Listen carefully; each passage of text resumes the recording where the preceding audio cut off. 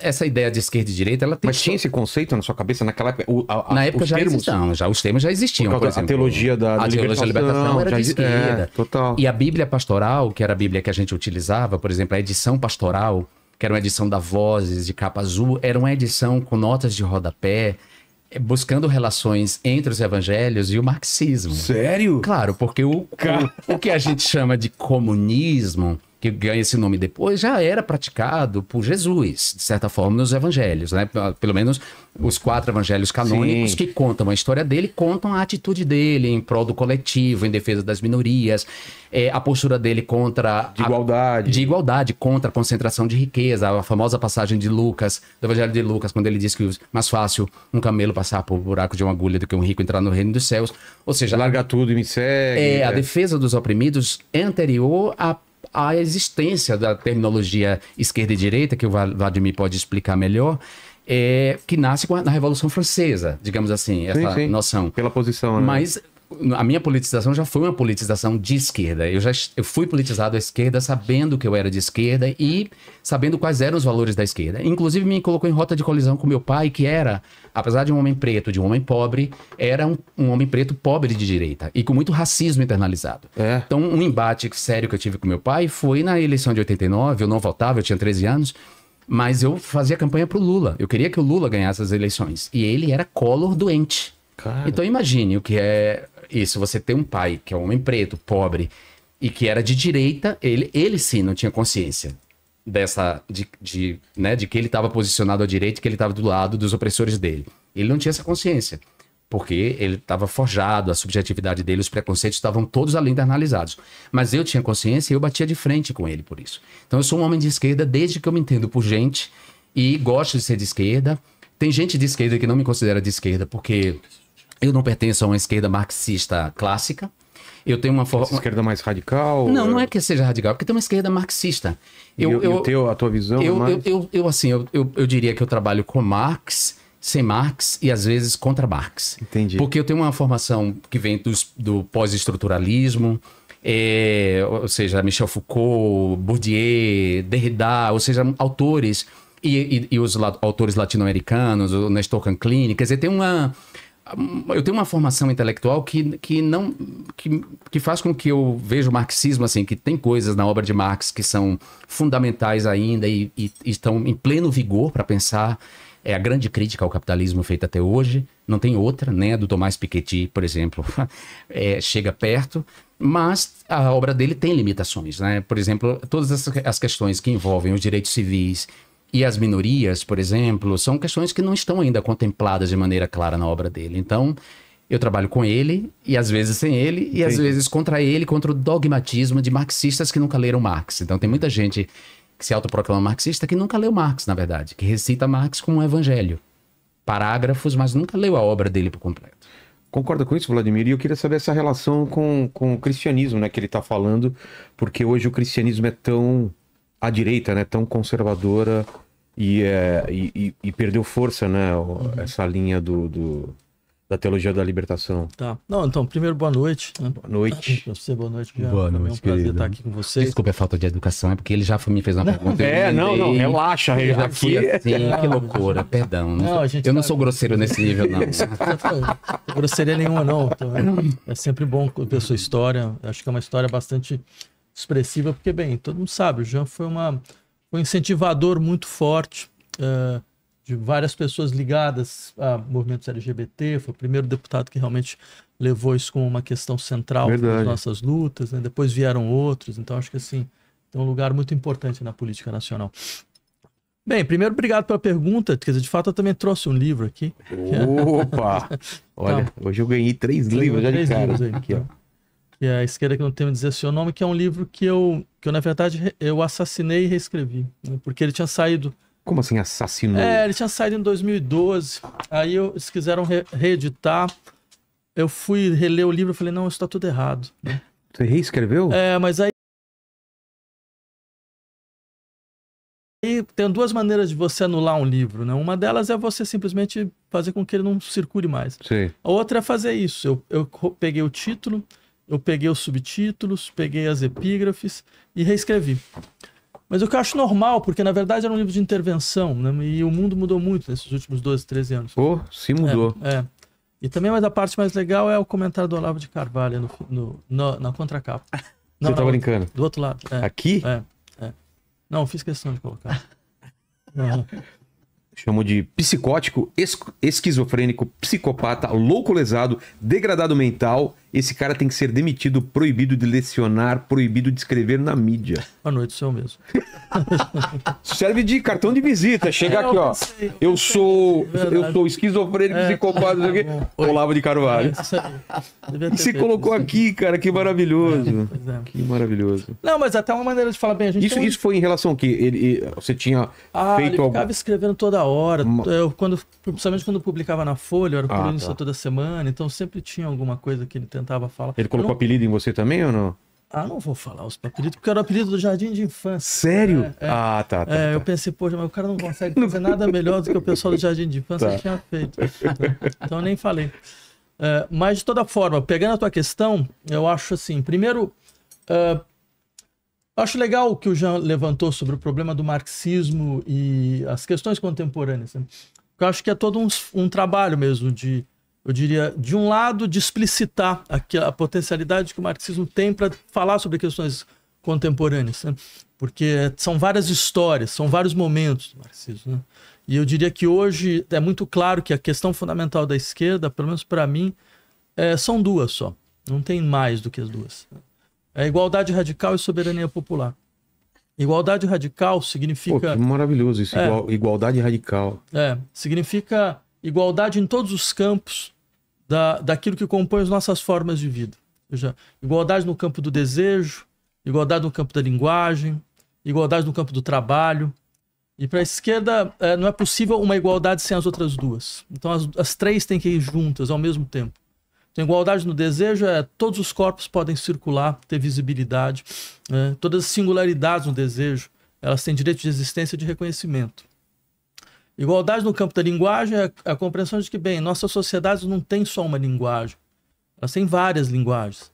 Não é que eu estou falando que a gente fala várias línguas. O que seria as linguagens? Uma linguagem é uma organização de memória, é uma organização de história, uma organização de espaço, né? E a gente vive numa sociedade onde você tem múltiplas organizações de memória, de espaço, de normas, de experiências, de regras, de leis. Posso dar um exemplo só para você querer te cortar? Por exemplo, nós LGBTs, a comunidade LGBT, nós temos nossa linguagem, nós temos nosso território simbólico, às vezes se confunde com o território real na própria cidade. Você tem toda a razão, é um belo exemplo mesmo. Tem essas experiências, tem experiências dos povos ameríndios que compõem a nossa história, né, que tem saberes, né, que tem saberes que devem ser lembrados, então essa multiplicidade de saberes ao mesmo tempo, né? E igualdade no trabalho não tem hierarquia no trabalho. E esse é o ponto interessante, porque não ter hierarquia significa, bem, quem decide, quem trabalha, decide. Quem trabalha organiza a sua forma de trabalho, né? Então essas três têm que vir juntas, né? E a outra é a soberania popular, ou seja, a ideia de que não, o poder vem da população, então ele volta para a população. Então não é uma questão de achar estruturas de representação mais adequadas, mas de conseguir fazer com que ele se volte cada vez mais para uma deliberação direta, uma democracia direta, né? Bem, tudo isso, para entrar na tua outra questão sobre a religião, eu diria o seguinte, tudo isso mostra, entre outras coisas, como a esquerda não é desse mundo. Esse não é um mundo que a gente conhece, é claro. Ninguém naturalmente é de esquerda? Não, no sentido de que o mundo que a gente vive, o mundo que a gente vê, o mundo no qual a gente age... Esse mundo material. Ele desconhece essas duas ideias fundamentais. Ele não funciona dessa forma, né? Então, o que leva alguém de esquerda alguém a tentar defender esse tipo de coisa? Eu diria assim, tem gente que fala que não, a religião ela é contra a esquerda, né? Eu diria que, de uma certa maneira, eu falaria quase o inverso, na verdade. E acho que a experiência do Jean é interessante nisso. De lembrar como você tem toda uma experiência teológica que ela é fundamental para você ter duas ideias. Bem, a gente não é desse mundo, mas é possível fazer um outro mundo, né? Esse mundo não é nosso exatamente. Que é o discurso de Cristo também. Mas é possível. Não somos esse mundo. Exato. Então, ou seja, você tem a política, ela tem um pouco como Prometeu, sabe? Aquele sujeito que rouba o fogo dos deuses. Eu sempre achei que era um pouco penalizado. só que a gente não é penalizado. Super penalizado. Os deuses não querem concorrência. Pois é, tem isso. Então por isso que a gente tá sempre brigando, porque a gente Pandora tá no mesmo lugar. também, Pandora, bom, enfim, Cassandra. Pandora não é a esperança que ela... Não, ela prende a esperança. Ela prende a esperança. Ela abre a caixa, catástrofe. tira os males do mundo e quando ela percebe, ela fecha tempo de fechar lá dentro a esperança. Pois é. Mas eu diria assim, o socialismo é a religião depois da religião. Essa é a nossa ideia, efetivamente. É por isso que não...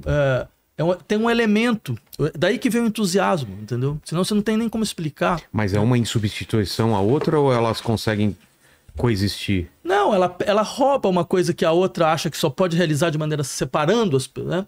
Ela rouba isso e traz para as pessoas. É como ela traz o fogo para perto. Tá. Mas é importante também que a gente ressalte que quando a gente fala, por exemplo, eu vi a fala do Lula no filme de Petra Costa, o Democracia em Vertigem, o Apocalipse nos Trópicos. Esse é mais novo. Quando o Lula fala da religião, que a esquerda, mais ou menos assim, ele diz que a esquerda meio que negligenciou o papel da religião.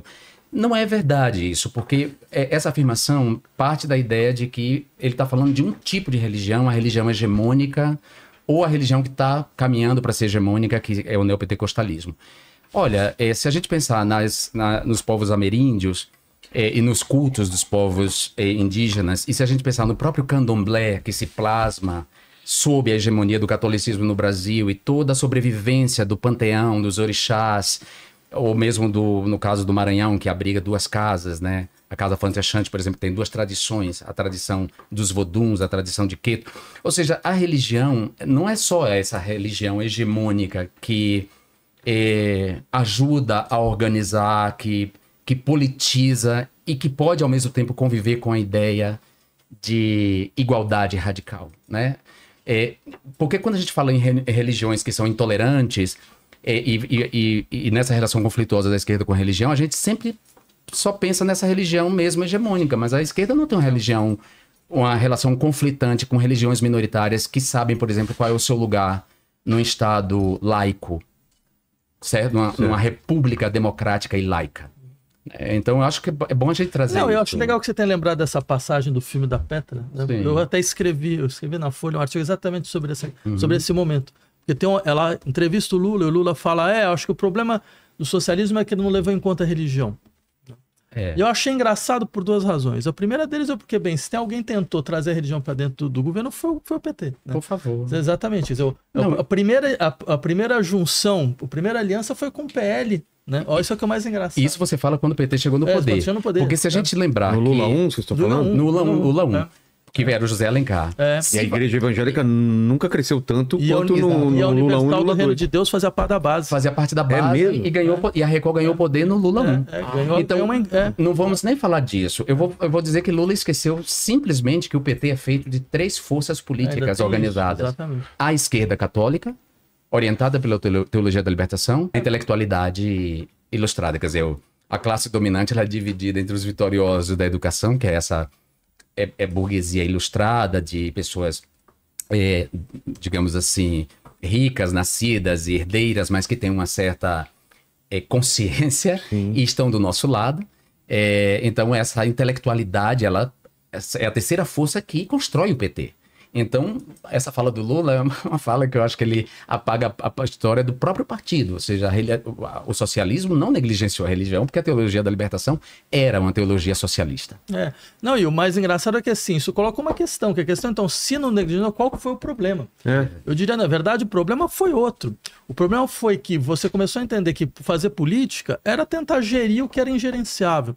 Você esqueceu um elemento importante essa importante da religião, que era a ideia de ruptura. Você esqueceu que boa parte do que é a história da esquerda vem, por exemplo, se você pegar a Revolução da Haiti começa no ritual voodoo. Né? Você pega, por exemplo, as primeiras experiências de comunismo agrário, você pega os diggers na Inglaterra, que eram grupos que achavam que a terra era comum, que você não podia vender, que o trabalho não podia vender, eram tudo puritanos. Não? Quer dizer, você pega a primeira grande revolta popular, que a gente vai... Os kibbutz. Os kibbutz. Os kibbutz que são... Eu sei que não tô... É porque hoje falar em kibbutz com Gaza, com o que está acontecendo em Gaza, parece que a gente está de alguma forma... Mas a origem, você falando... Mas a origem é isso. Os kibbutz têm uma origem socialista, socialista total. comum e baseada em princípios do judaísmo religioso. Sim. Porque a gente precisa também distinguir que existe a judeidade, a cultura judaica mais ampla, dentro da judeidade o judaísmo, praticante Sim. judaísmo,